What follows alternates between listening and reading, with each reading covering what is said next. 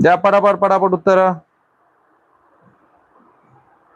चला सांगतो मी तुम्हाला, लक्षात असू दे. इकडे बघा, 7 चे यांनी काय केलेले या ठिकाणी डबल केलेले. 7 अधिक 7 जर आपण केलं तर किती होतात? 14. या 14 मध्ये 1 जर मिसळला तर किती होणार? 15. किती होणार? 15. त्याचप्रमाणे जशी समोरची पहिली स्टेप घेतलेली आहे तशी समोरची स्टेप घ्यायची. 20 अधिक 20 जर आपण केलं तर किती होणार? 40. या 40 मध्ये 1 जर आपण मिक्स केला, जसं आपण समोर मिक्स केला तसा, तर किती होणार? 41. तर आपलं उत्तर काय असणार आहे? 41. काय असणार आहे? 41.